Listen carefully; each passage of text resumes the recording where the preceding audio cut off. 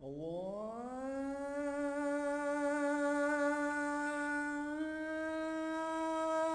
اکبر اللہ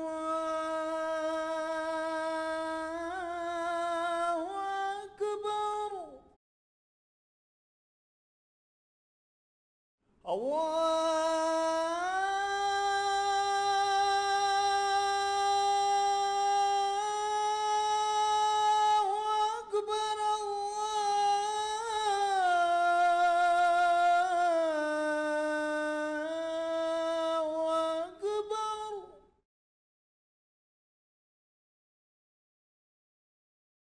أشهد أن لا إله إلا الله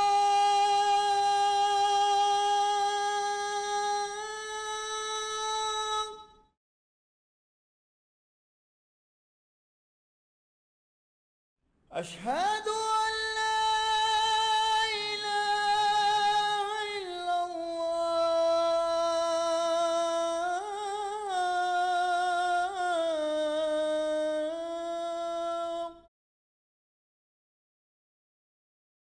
نحمدہ ونصلی علی رسولہ الکریم اما بعد فاعوذ باللہ من الشیطان الرجیم بسم اللہ الرحمن الرحیم رب اشرح لی صدری ویسر لی امری واحلل عقدۃ من لسانی یفقہوا قولی ربی زدنی علما اجمعین انشاءاللہ۔ السلام علیکم ورحمۃ اللہ وبرکاتہ۔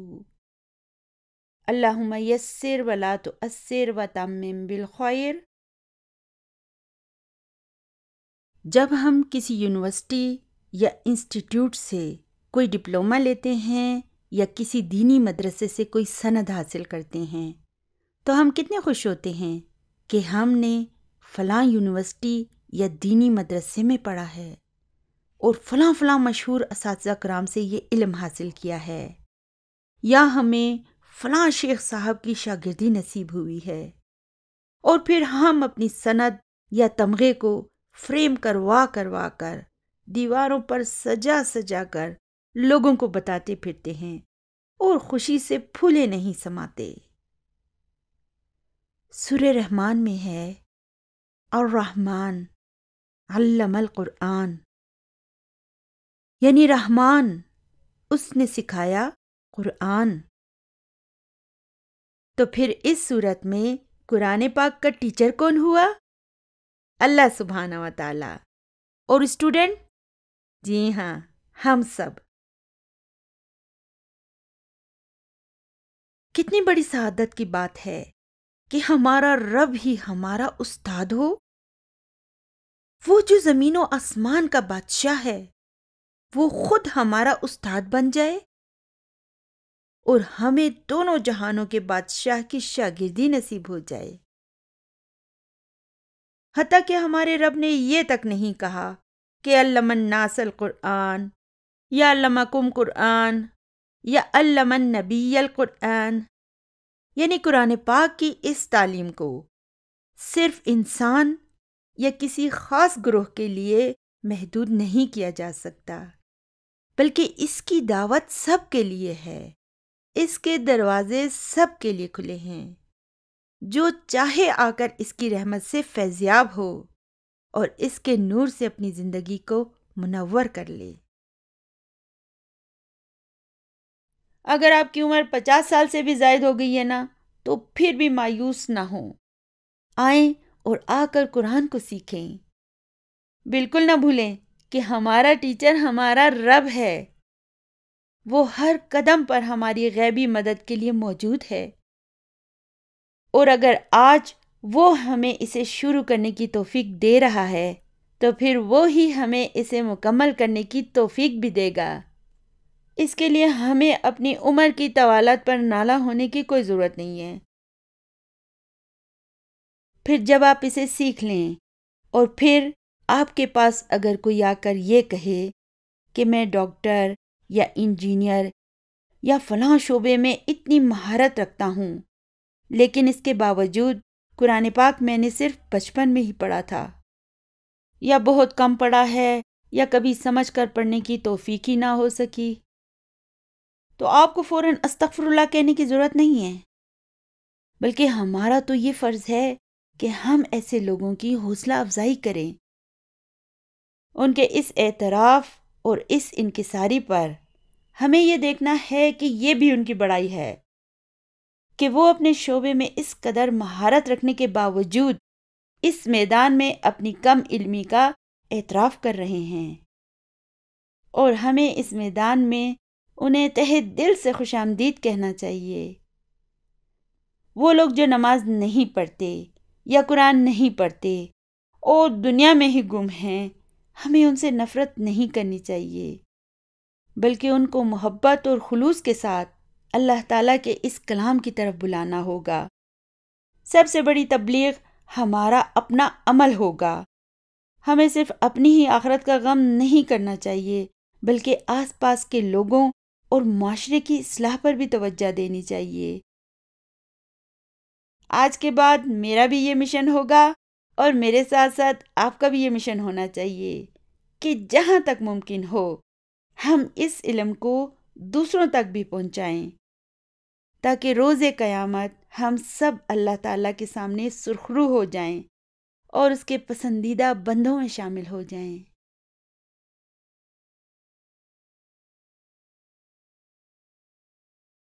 حرف جر، اسم مجرور۔ زور سے بولیں تاکہ یہ آپ کے لاشعور میں بیٹھ جائے۔ حرف جر، اسم مجرور۔ اور زور سے بولیں، حرف جر، اسم مجرور۔ آپ کے لیے ضروری ہے کہ آپ اسے بار بار دہرائیں۔ جب آپ فارغ ہوں تو اونچی آواز میں بولیں، حرف جر، اسم مجرور۔ دوسرے الفاظ میں ہم یوں کہیں گے کہ جب کبھی جملے میں آپ کوئی حرف جر دیکھیں تو ضروری ہوگا کہ اس کے بعد ایک اسم بھی ہو اور وہ اسم مجرور بھی ہو۔ ان دونوں کی بڑی پکی دوستی ہے۔ جملے میں جہاں کہیں کوئی حرف جر ہوگا نا، تو پھر وہاں پر آپ کو اسم مجرور بھی ضرور مل جائے گا۔ جب ہم کہیں گے کہ فی البیتی، تو یہ کیا کہلائے گا؟ یہ جارن و مجرورن کہلائے گا۔ حرف جر اور اسم مجرور دونوں کو اکٹھا مختصراً ہم یوں کہیں گے کہ جارن و مجرورن۔ فی الحال تو ہم اسے مختصراً جارن و مجرورن کہہ رہے ہیں۔ آگے جب ہم اسے مزید مختصر کریں گے تو ہم اسے صرف جار مجرور کہنا شروع کر دیں گے۔ تو اس کا مطلب کیا ہوگا؟ تو اس کا مطلب ہوگا کہ یہاں پر ایک حرف جر ہے جس کے بعد ایک اسم بھی ہے جو کہ مجرور ہے، اور ان دونوں کو ہم شبہ جملہ بھی کہیں گے، کیونکہ یہ اپنے مطلب کو مکمل طور پر واضح نہیں کر سکتے۔ جب میں کہتی ہوں فی البیتی یعنی کہ گھر میں، تو کیا گھر میں؟ جملہ مکمل نہیں ہے، یہ اپنے مطلب کو واضح نہیں کر پا رہا، اس لیے یہ ایک شبہ جملہ ہے، جسے عربی میں ہم کیا کہتے ہیں؟ شبہ الجملتی۔ کیا کہتے ہیں؟ شبہ الجملتی۔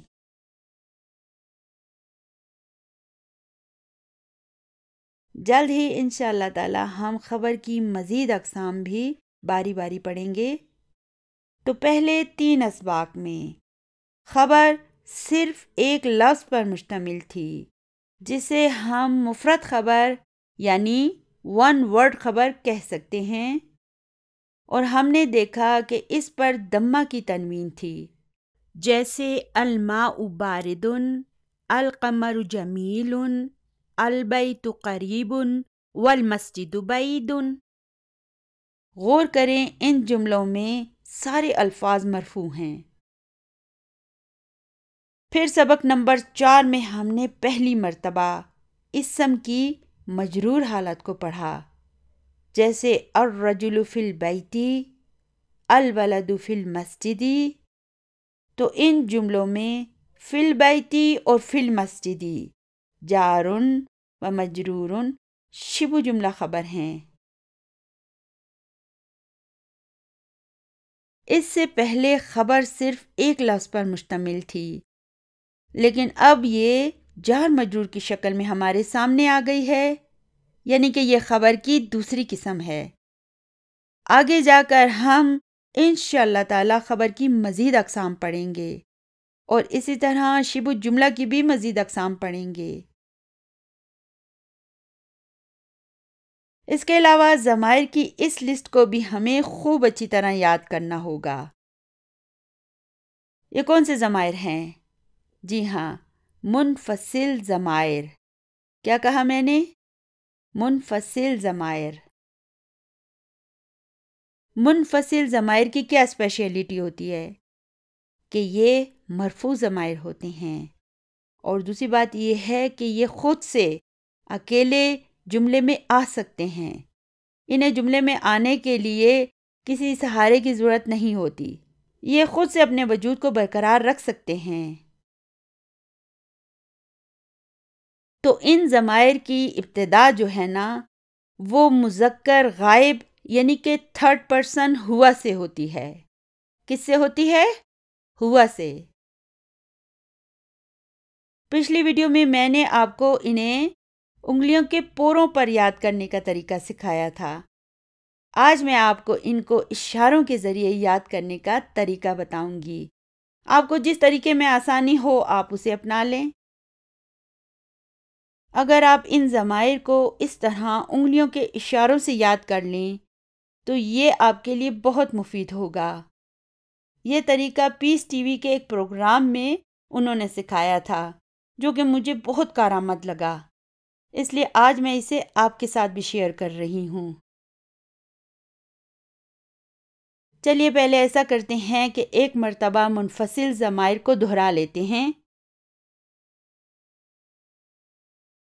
ہوا، ہما، ہم، ہیا، ہما، ہن، انتا، انتما، انتم، انتی، انتما، انتن، انا، نحنو۔ ہوا، ہما، ہم، ہیا، ہما، ہن، انتا، انتما، انتم، انتی، انتما، انتن، انا، نحنو۔ ہاتھ کے اشاروں کے ساتھ ان ضمائر کو یاد کرنے کا طریقہ یہ ہے کہ آپ مذکر کے لیے اپنے دائیں ہاتھ کو استعمال کریں گے اور مؤنث کے لیے بائیں ہاتھ کو۔ اس کی وجہ یہ ہے کہ مذکر اسما پہلے آتے ہیں نا، تو اس لیے اس کے لیے آپ دائیں ہاتھ کو رکھ لیں، اور پھر مؤنث اسما جو ہیں وہ بعد میں آتے ہیں، اس لیے ہم اپنے بائیں ہاتھ کو ان کے لیے مخصوص کر دیں گے۔ تو آپ ایسا کریں کہ اپنے دائیں ہاتھ کی شہادت کی انگلی سے اپنے دائیں طرف اشارہ کرتے ہوئے کہیں ہوا، پھر دائیں ہاتھ کی وکٹری والی دونوں انگلیوں سے اپنے دائیں جانب اشارہ کرتے ہوئے کہیں ہما، پھر دائیں ہاتھ کی ساری انگلیوں کو کھول کر اپنے دائیں جانب اشارہ کرتے ہوئے کہیں ہم، پھر بائیں ہاتھ کی ایک انگلی سے اپنے بائیں جانب اشارہ کرتے ہوئے کہیں ہیا، پھر اپنے بائیں ہاتھ کی وکٹری والی دونوں انگلیوں سے اپنے بائیں جانب اشارہ کرتے ہوئے کہیں ہما، پھر اپنے بائیں ہاتھ کی ساری انگلیوں کو کھول کر اپنے بائیں جانب اشارہ کرتے ہوئے کہیں ہننا۔ اب آپ ایسا کریں کہ اپنے دائیں ہاتھ کی شہادت والی انگلی سے اپنے سامنے کی طرف اشارہ کرتے ہوئے کہیں انتا، پھر اپنے دائیں ہاتھ کی وکٹری والی دونوں انگلیوں سے اپنے سامنے کی طرف اشارہ کرتے ہوئے کہیں انتما، پھر اپنے دائیں ہاتھ کی ساری انگلیوں کو کھول کر اپنے سامنے کی طرف اشارہ کرتے ہوئے کہیں انتم۔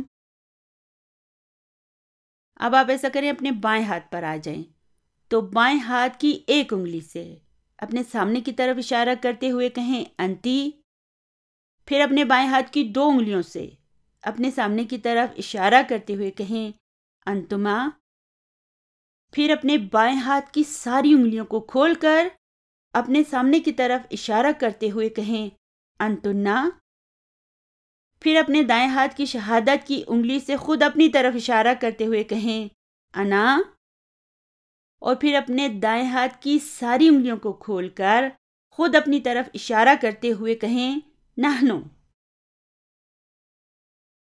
تو یہ تو انگلیوں کی پوزیشن تھی جو میں نے آپ کو بتا دی۔ اب ایسا کرتے ہیں کہ اسے ایک نظم کی صورت میں پڑھتے ہوئے اشاروں کی مدد سے یاد کرتے ہیں۔ ہوا ہما ہم، ہیا ہما ہن، ہوا ہما ہم، ہیا ہما ہن، انتا انتما انتم، انتا انتما انتم، انتی انتما انتن، انتی انتما انتن، انا نحن، انا نحن۔ تو یہ تھا انگلیوں کے اشاروں کے ذریعے ان ضمائر کو یاد کرنے کا طریقہ۔ آپ کو پچھلی ویڈیو میں نے انگلیوں کے پوروں پر ان ضمائر کو یاد کرنے کا طریقہ سکھایا تھا، اور اب اس ویڈیو میں الحمدللہ اشاروں کے ذریعے ان ضمائر کو یاد کرنے کا طریقہ سکھا دیا ہے۔ تو آپ کو جس طریقے میں آسانی ہونا آپ اسی طریقے سے انہیں یاد کر لیں۔ ویسے مجھے ذاتی طور پر یہ والا طریقہ زیادہ پسند ہے، جو ہم انگلیوں کے اشارے کے ذریعے انہیں یاد کرتے ہیں نا، مجھے یہ طریقہ زیادہ پسند ہے، کیونکہ میرے خیال سے یہ زیادہ کارآمد ہے۔ اور نظم کی صورت میں یاد کرنے کا آپ کو فائدہ یہ ہوگا کہ مثال کے طور پر آپ سبق پڑھ رہے ہیں اور سبق کے درمیان ایک ایسا ضمیر آ گیا ہے کہ آپ کو یاد نہیں ہے کہ اس کے معنی کیا ہیں، تو آپ فوراً اسے سنگنگ کے ذریعے گنگنا کر ریپیٹ کر لیں، تو آپ کو پتہ چل جائے گا کہ اس کے معنی کیا ہیں۔ ٹھیک ہے؟ چلیے ابھی سبق نمبر 4 کے دوسرے حصے پر آ جائیں۔ اس کا حصہ الف ہم نے مکمل کر لیا ہے۔ اب آپ ایسا کریں کہ اس کے حصہ بے پر آ جائیں۔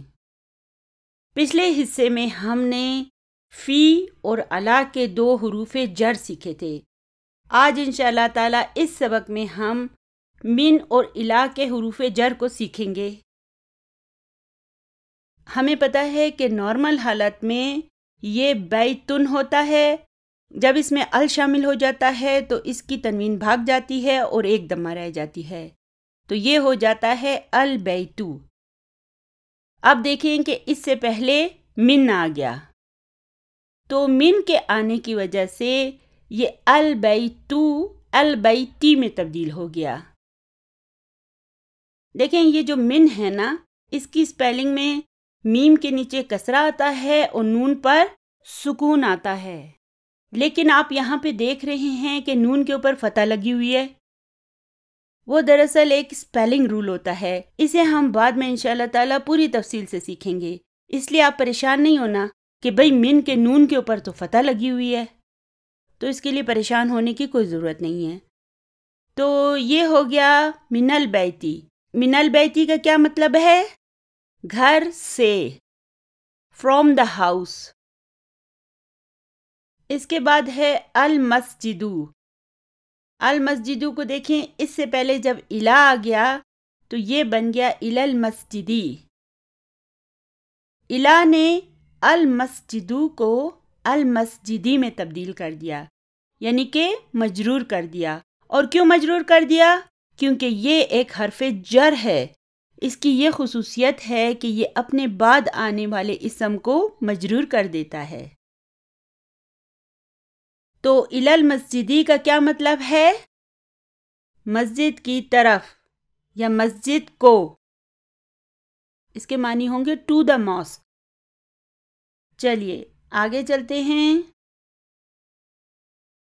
سب سے پہلے ہے المدرسو۔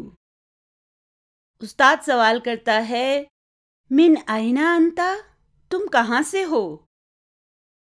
آپ کو یاد ہوگا نا، اس سے پہلے ہم من پڑھ چکے ہیں، تو من اور من کے فرق کو آپ نے یاد رکھنا ہوگا۔ ایک پوائنٹ یاد رکھیں کہ جب کبھی بھی جہاں کہیں بھی این آئے گا اور اس سے پہلے میم نون لکھا ہو اور اس میم نون پر کوئی اعرابی موجود نہ ہو، تو اس کے باوجود آپ سمجھ جائیں کہ یہ من ہے، کیونکہ اینا سے پہلے کبھی کبھی کبھی من نہیں آ سکتا، ہمیشہ من آتا ہے۔ جب اینا لکھا ہوگا نا تو اس سے پہلے من آئے گا۔ تو استاد پوچھ رہا ہے من این انتا، تم کہاں سے ہو؟ من کا مطلب ہے سے، فرام. ہم نہیں کہتے ایک دوسرے سے پوچھتے ہیں کہ آپ کہاں سے ہیں تو وہ آگے سے جواب دیتے ہیں کہ ہمارا تعلق انڈیا سے ہے یا امریکہ سے ہے یا کہیں اور سے ہے. تو اس طرح استاد پوچھ رہے محمد سے کہ من این انتا، تم کہاں سے ہو؟ تو محمد جواب دیتا ہے انا من الیابانی. اگر میں ابھی یہاں سے من کو نکال دوں تو یہ کیا ہو جائے گا؟ الیابانو ہو جائے گا. من نے کیا کر دیا؟ الیابانو کو الیابانی میں تبدیل کر دیا. ٹھیک ہے؟ تو انا مبتدا ہے اور من الیابانی جارن و مجرورن شبہ جملہ خبر ہے. پچھلے اسباق میں ہم نے مفرد خبر کو پڑھا تھا. مفرد خبر کیا ہوتی ہے؟ وہ خبر جو ایک لفظ پر مشتمل ہو. جیسے انا مدرسن، تو یہاں پر انا مبتدا ہے اور مدرسن اس کی خبر ہے، مفرد خبر ہے. اور دیکھیں یہ مرفوع ہے. مفرد خبر ہمیشہ مرفوع ہوتی ہے. چلیے اب میں کہتی ہوں ہیا من الہندی، تو ہیا مبتدا ہے اور من الہندی جارن و مجرورن شبہ جملہ خبر ہے. ٹھیک ہے نا؟ تو خبر جب مفرد ہوگی، ون ورڈ ہوگی، تو ضروری ہے کہ وہ مرفوع ہو. اور جب یہ جار مجرور کی صورت میں آئے گی تو پھر ہمیں بتانا ہوگا کہ یہ خبر کی کون سی قسم ہے. تو ہم کہیں گے یہ جارن و مجرورن شبہ جملہ خبر ہے. جار مجرور مل کے شبہ جملہ بن جاتے ہیں. ٹھیک ہے نا؟ چلیے ابھی آگے چلتے ہیں. آگے ہے المدرسو. استاد کہتا ہے وَمِنْ أَيْنَ عَمَّارٌ، اور عمار کہاں سے ہے؟ یہ سوالیہ جملہ ہے. میں نے آپ کو کہا تھا کہ ہم سوالیہ جملوں کو بالکل انالائز نہیں کریں گے، ہم صرف ان کا ترجمہ کیا کریں گے. تو محمد جواب دیتا ہے ہوا من السینی. ہوا مبتدا ہے اور من السینی جارن و مجرورن شبہ جملہ خبر ہے، یعنی کہ وہ چائنا سے ہے. السینی کا مطلب ہے چائنا. تو پھر استاد سوال کرتا ہے وَمِنْ أَيْنَ حَامِدٌ، اور حامد کہاں سے ہے؟ یعنی کہ حامد کا تعلق کہاں سے ہے؟ محمد جواب دیتا ہے ہوا من الہندی. ہوا مبتدا ہے اور من الہندی جارن و مجرورن شبہ جملہ خبر. استاد پھر سوال کرتا ہے این عباسن. این عباسن، آئینہ کا مطلب ہے کہاں. تو این عباسن یعنی کہ عباس کہاں ہے؟ محمد جواب دیتا ہے خرج. یہ کیا ہے؟ اگر یہ مبتدا ہے تو اس کی خبر کہاں ہے؟ یہ مبتدا نہیں ہو سکتا کیونکہ یہ مرفوع نہیں ہے. تو پھر یہ کیا ہے؟ یہ ایک فعل ہے. آج الحمدللہ ہمارے اس کورس میں پہلی مرتبہ فعل آ گیا ہے. آج کا دن ہمارے لیے بہت خاص ہے. چلیے ایسا کرتے ہیں کہ اس خوشی میں پہلے منفصل ضمائر کو دہرا لیتے ہیں. آپ نے میرے ساتھ اونچی آواز میں بولنا ہے. چلیے میرے ساتھ زور سے بولیں. ہوا ہما ہم، ہیا ہما ہننا، انتا انتما انتم، انتی انتما انتننا، انا نحنو. چلیے ایک مرتبہ پھر بولیں. ہوا ہما ہم، ہیا ہما ہننا، انتا انتما انتم، انتی انتما انتننا، انا نحنو. یاد رہے کہ ہم اس کورس میں عربی زبان بولنا نہیں سیکھ رہے ہیں، بلکہ ہمارا مقصد قرآن پاک کی زبان کو سمجھنا ہے. ہمیں اس کورس کو پڑھتے ہوئے اپنے اندر اس احساس کو پیدا کرنا ہوگا کہ ہم یہ سب کچھ اللہ سبحانہ و تعالیٰ کے کلام کو سمجھنے کی خاطر کر رہے ہیں اور ہمارا کوئی مقصد نہیں ہے۔ چلیے ابھی میں لکھتی ہوں خرجہ۔ اس کے معنی کیا ہیں؟ اس کے معنی ہیں وہ نکلا، ہی لیفٹ۔ جب کبھی کوئی فعل یا ایکشن ہوتا ہے تو کوئی اس فعل یا ایکشن کو کرنے والا بھی ہوتا ہے۔ ایکشن کبھی ایکشن کو کرنے والے کے بغیر ہو ہی نہیں سکتا۔ اگر کہیں کوئی ایکشن اس کو کرنے والے کے بغیر ہو جائے نا تو پھر یہ معجزہ ہی ہوگا، اور معجزہ صرف اللہ تعالیٰ ہی کر سکتے ہیں۔ اچھا، تو ایکشن کو عربی زبان میں کیا کہتے ہیں؟ فعلن۔ اردو میں بھی اسے ہم فعل ہی کہیں گے، اور انگلش میں کیا کہیں گے؟ ورب۔ فعل کو کیا کہتے ہیں؟ ورب۔ فعل یا ایکشن کو کرنے والے کو کیا کہتے ہیں؟ فاعلن۔ اردو میں بھی ہم کہیں گے نا فاعل۔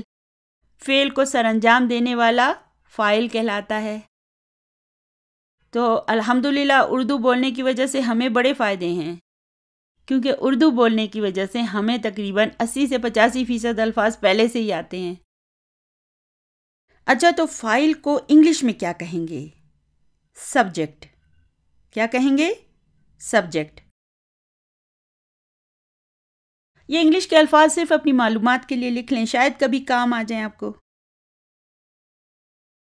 تو جب بھی کوئی فعل ہوتا ہے تو پھر اس فعل کو سر انجام دینے والا بھی کوئی ضرور ہوتا ہے، جسے ہم فاعل کہتے ہیں۔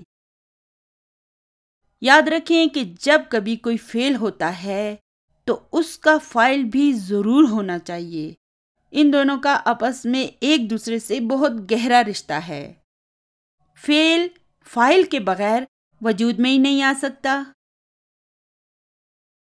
جب ہم کہتے ہیں خرجہ تو اس کے معنی ہیں وہ نکلا۔ وہ کا ترجمہ عربی میں ہوگا ہوا، مگر مجھے تو یہاں پر ہوا نظر نہیں آ رہا۔ خرجہ میں تو ہوا موجود نہیں ہے، تو پھر خرجہ کا فاعل کہاں ہے؟ اسے تو اس کے اندر ہونا چاہیے تھا، مگر کہاں ہے؟ یہ اس کے اندر چھپا ہوا ہے۔ عربی زبان میں فاعل فعل کے اندر ہی موجود ہوتا ہے، اور خرجہ میں یہ چھپا ہوا ہے۔ چھپے ہوئے کو ہم عربی میں کیا کہتے ہیں؟ مستتر۔ اور مستتر کے اردو میں معنی کیا ہے؟ چھپا ہوا۔ اسے ہمارا ذہن تو دیکھ سکتا ہے، مگر ہماری آنکھیں اسے نہیں دیکھ سکتی۔ اسے عربی زبان میں مستترن کہتے ہیں، یعنی کہ ہڈن، چھپا ہوا۔ تو پھر مجھے بتائیں کہ خرجہ کا فاعل کہاں ہے؟ مستترن۔ لیکن کس صورت میں؟ اگر یہ اس میں چھپا ہوا ہے تو کس صورت میں چھپا ہوا ہے؟ جواب ہوگا ضمیر کی صورت میں۔ تو جب ہم کہیں گے کہ خرجہ میں فاعل کہاں ہے تو آپ کا جواب ہونا چاہیے ضمیرٌ مستترٌ۔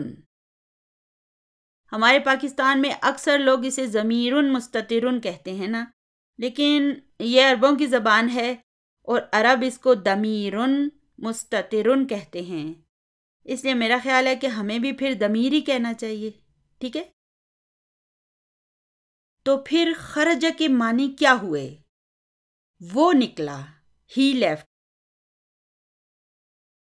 تو یہاں پر ضمیر وہ دراصل فاعل ہے۔ ہم کہتے ہیں نا وہ نکلا، تو وہ جو ہے نا یہ فاعل ہے۔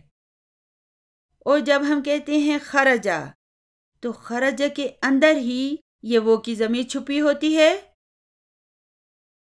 تو جب میں کہوں کہ خرجہ کا فاعل کہاں ہے تو آپ کا جواب ہونا چاہیے ضمیرٌ مستترن، یعنی کہ فائل اس کے اندر ضمیر کی صورت میں چھپا ہوا ہے.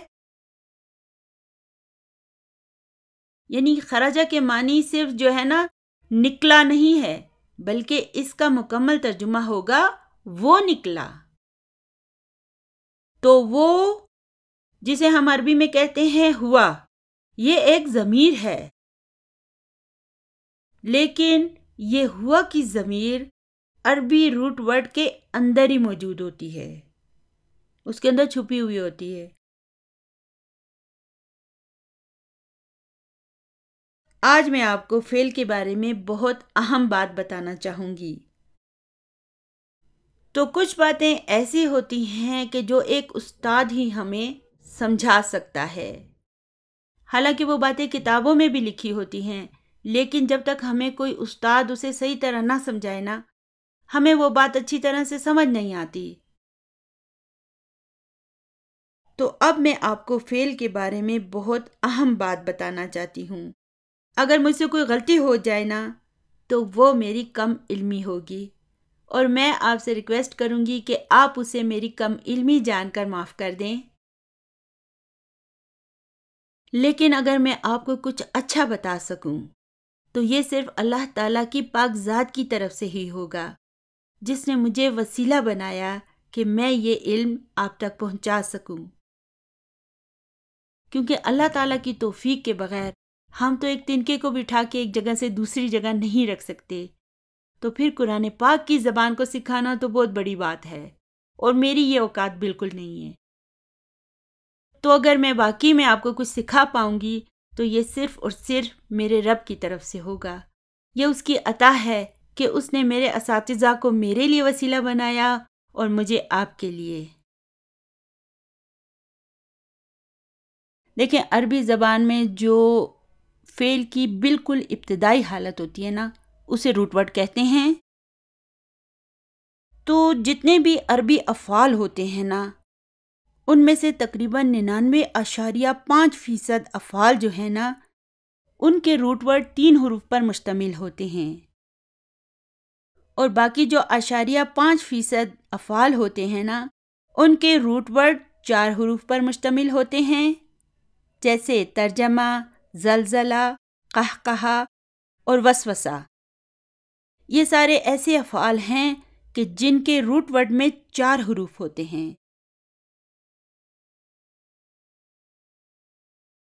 تو علماء نے عربی زبان میں فا، آ، لا کو ایک نمونہ یا پیٹرن کے طور پر رکھ لیا ہے. تو چلیے اب میں لکھتی ہوں فعلا.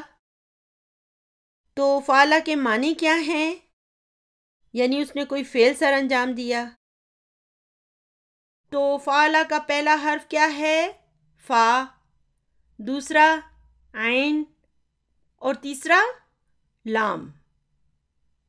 تو چونکہ ہم فعلا کو ایک پیٹرن کے طور پر استعمال کر رہے ہیں، اس لیے 3 حروف پر مشتمل سارے افعال کے پہلے حرف کو ہم فا کلمہ کہیں گے. کیوں؟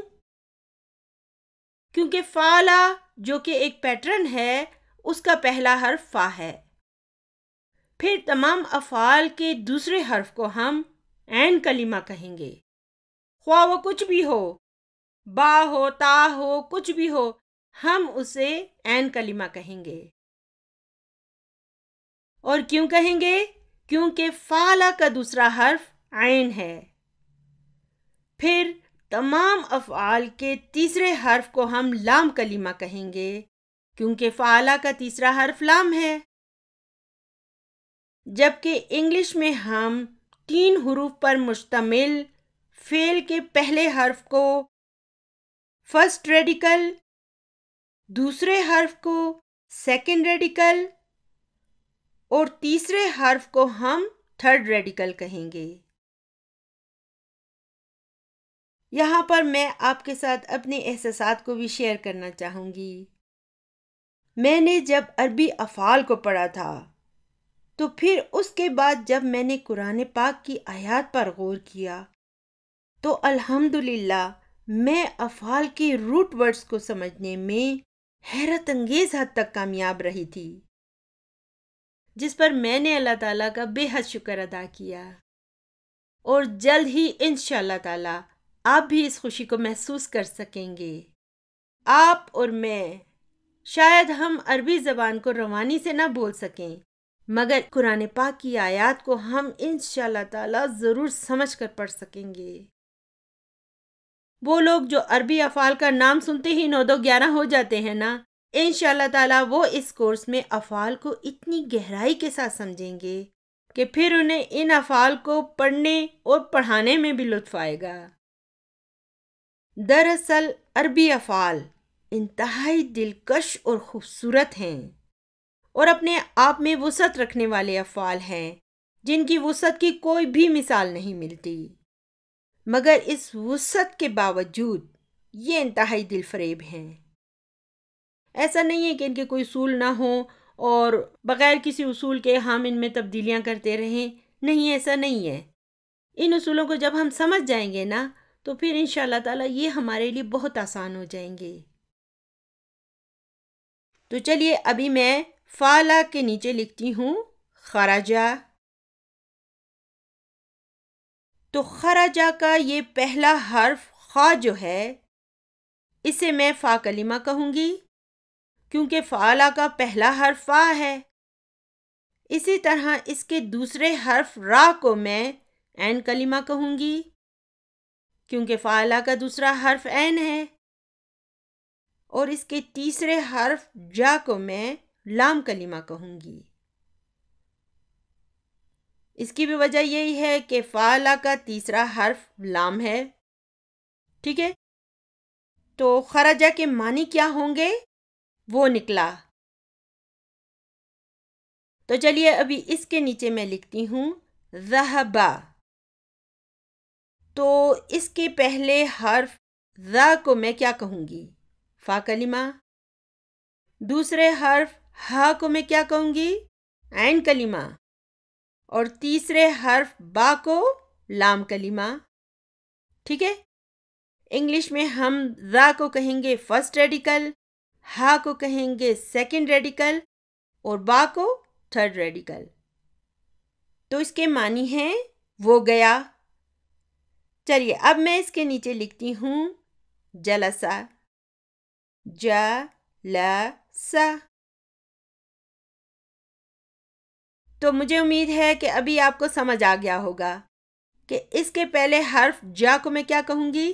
فا کلمہ، اور دوسرے حرف لا کو عین کلمہ، اور تیسرے حرف سا کو لام کلمہ۔ جی ہاں، لام کلمہ۔ اور جلسہ کے معنی کیا ہیں؟ وہ بیٹھا۔ چلیے ابھی میں لکھتی ہوں رجع، رجع۔ تو را جو ہے یہ فا کلمہ ہے، جا جو ہے یہ عین کلمہ ہے، اور آ جو ہے یہ لام کلمہ ہے، ٹھیک ہے نا؟ ابھی آپ کو اس کی سائنس سمجھ آ گئی ہوگی۔ تو اس کے معنی کیا ہیں؟ وہ لوٹا۔ اردو میں بھی ہم نے کہتے رجوع کرنا، لوٹنا، تو رجع آ کے معنی ہیں وہ لوٹا یا وہ پلٹا۔ صرف یہ 4 افعال ہماری بک 1 میں ہیں، لیکن انشاءاللہ تعالی ہم تقریباً 50 افعال کو بک 1 کے دوران ہی پڑھ لیں گے، تاکہ بک 2 میں جانے سے پہلے ہماری ان کے ساتھ اچھی طرح سلام دعا ہو جائے۔ مذاق کے علاوہ جب بک 2 میں یہ افعال آئیں گے نا تو ہم انشاءاللہ تعالی ان کے لیے تیار ہوں گے۔ ڈاکٹر عبد الرحیم صاحب کی ایک پالیسی ہے کہ وہ چیزوں کو مکس نہیں کرتے، اور ایک وقت میں عربی زبان کا ایک ہی اصول تفصیل اور خوبصورتی سے بتاتے ہیں تاکہ آپ اسے اچھی طرح سمجھ جائیں، اور جب وہ وضاحت سے کسی اصول کی تفصیل بتا دیتے ہیں تو پھر وہ سب کچھ اکٹھا ہمارے سامنے لے آتے ہیں۔ تو جب بک 2 میں ہمیں افعال کے بارے میں وہ تفصیل سے پڑھائیں گے تو پھر افعال ہول سیل میں ہمارے سامنے آنا شروع ہو جائیں گے اور دروازے کھل جائیں گے اور افعال کا ایک سیلاب آ جائے گا. لیکن ہم انشاءاللہ تعالی اس کی پہلے سے تیاری کر کے رکھیں گے. تو میں نے لکھا خرج، ذهب، جلس اور رجع. چلیے اب ان کے نیچے میں لکھتی ہوں سمع، سمع. اس کے معنی کیا ہیں؟ اس نے سنا. اچھا ایک بات بتائیں، کیا آپ نے یہاں پر کوئی تبدیلی نوٹ کی ہے؟ چلیں اپنا دماغ لڑائیں، بتائیں مجھے کوئی تبدیلی ہے؟ جی ہاں، عین کلمہ کو دیکھیں، اس پر کسرہ آ گئی ہے. چلیے اب میں لکھتی ہوں کرما، روما. میں نے کیا لکھا؟ کرما. اسی سے کریم بنتا ہے، یعنی کہ مہربان. اور الحمدللہ کریم لفظ سے ہم لوگ بخوبی واقف ہیں. اچھا اب یہاں آپ نے کیا تبدیلی دیکھی؟ جی ہاں، یہاں پر دیکھیں عین کلمہ پر دمہ آ گیا ہے نا؟ اچھا تو اب میری بات کو غور سے سنیں کہ 3 حروف پر مبنی فعل کے پہلے حرف یعنی فا کلمہ پر ہمیشہ ہمیشہ فتح ہوگی، اس میں کبھی کوئی تبدیلی نہیں ہوگی. ٹھیک ہے؟ اسی طرح اس کے آخری حرف یعنی کہ لام کلمہ پر بھی ہمیشہ ہمیشہ فتح ہوگی. فا کلمہ اور لام کلمہ دونوں پر فتح ہوگی. مگر پھر دوسرے حرف یعنی کہ عین کلمہ پر فتح بھی آ سکتی ہے، کسرہ بھی آ سکتی ہے اور دمہ بھی آ سکتی ہے. دوسرے الفاظ میں جو بھی تبدیلی آنی ہے وہ صرف دوسرے حرف یعنی کہ عین کلمہ پر آئے گی، جبکہ پہلے اور آخری حرف پر یعنی کہ فا کلمہ اور لام کلمہ پر صرف اور صرف فتح فتح فتح ہی آئے گی. یہ ایک اہم ترین اصول ہے جو کبھی تبدیل نہیں ہوگا. اسی لیے میں نے بھی سر آصف کی طرح یہی مناسب سمجھا کہ آپ کو یہ پوائنٹ شروع سے ہی سمجھا دیا جائے. تو یاد رکھنے والی بات یہ ہے کہ جو تبدیلی آئے گی وہ دوسرے حرف یعنی کہ عین کلمہ پر آئے گی، اور پہلا اور آخری حرف یعنی کہ فا کلمہ اور لام کلمہ ان دونوں پر ہمیشہ ہمیشہ ہمیشہ تا قیامت فتح فتح فتح ہی آئے گی. یہ عربی افعال کا سب سے اہم پوائنٹ ہے اور اسے آپ نے اچھی طرح اپنے ذہن میں بٹھا لینا ہے. پریشان نہ ہو، ہم آگے جا کے اسے اتنا دہرائیں گے اتنا دہرائیں گے اتنا دہرائیں گے کہ آپ کے لیے انشاءاللہ تعالیٰ کوئی پریشانی نہیں ہوگی. ٹھیک ہے نا؟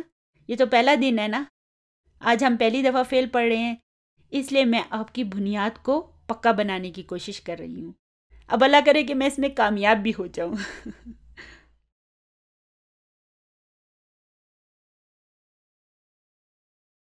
اچھا بعض لوگ یہ سمجھتے ہیں کہ یہ عربی بول چال کا کورس ہے، جبکہ ایسا نہیں ہے.